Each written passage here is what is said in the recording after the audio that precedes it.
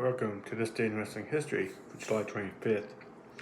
In 1987, the Hart Foundation, represented by Bret the Hitman Hart and Jim Denver Neidhart, retained the WWF Tag Team Championship against the British Bulldogs, the team of Davey Boy Smith and the Dynamite Kid. Brutus the Beefcake picked up a disqualification win over Intercontinental Champion Honky Tonk Man at a WWF house show in Madison Square Garden in New York City. In 1993, at a WWF Monday Night Raw from Castle Recreation Center in Alexander Bay, New York, Jim Cornette and Heavenly Bodies, which was a team of Jimmy Del Rey and Tom Pritchard, made the WWF debuts. Cornette was also named the American spokesperson for the WWF champion Yokozuna. In 1999, WWE, or WWF actually, pay-per-view Fully Loaded took place at the Marine Millen Arena in Buffalo, New York. For the first time in company history, 4 titles changed hands in the opening 4 matches. In the opener, Jeff Jarrett defeated Edge to win back the Intercontinental Championship that he lost to Edge the previous night at a house show in Toronto, Ontario, Canada. Secondly, the Acolytes, which was a team of Farouk and Bradshaw, won back the WWF Tag Team Championship in a handicap match against the Hardy Boys, Matt and Jeff, and Michael P.S. Hayes. The third match saw D'Lo Brown defeat Mean for the European Championship, and finally the Big Boss Man beat Al Snow for the Hardcore Championship. Big Show defeated Kane with Hardcore Holly as a special referee.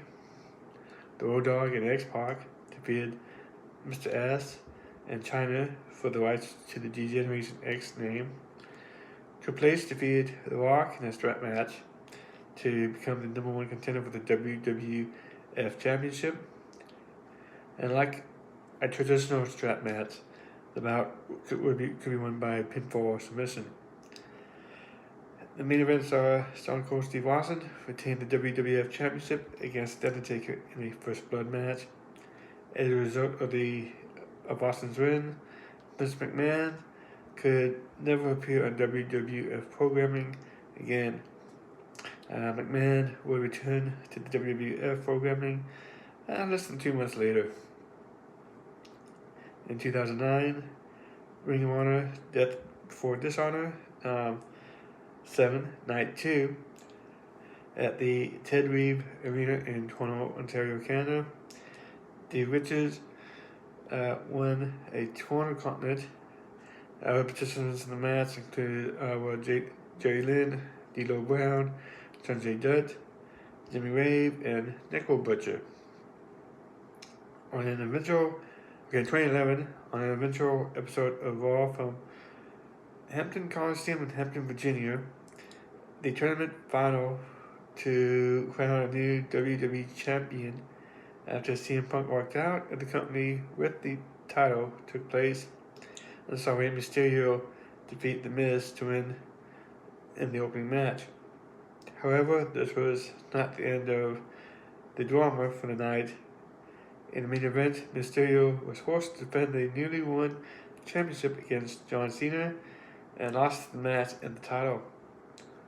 Following the match, Cult of Personality by Living Colour blared out for the first time, and this marked the return of CM Punk for the first time since Money in the Bank pay-per-view to declare himself the true champion and setting up a class to decide an undisputed champion as SlammerSlam. In 2016, an episode of Raw from PPG Arena in Pittsburgh, Pennsylvania, Sasha Banks defeated Charlotte by submission to win the first Raw Women's Championship. The show marked the main roster debut of Finn Balor in the opening match, where he won a 4-way match over Kevin Owens, Cesaro, and Seth Rollins, which allowed him to qualify for a match with Roman Reigns in the main event, which would see the winner granted one of two slots in a match at SummerSlam to determine the first ever Universal Champion. Baylor won the match as well.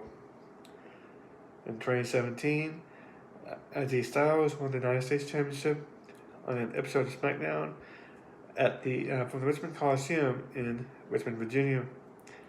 It was a three-way match with Kevin Owens and Chris Jericho, and Kevin Owens was the champ at the time. Notable birthdays: Finn Balor in 1981, and Pitbull #2, 1987. Thank you for watching. Please like, share, subscribe, and have a good day.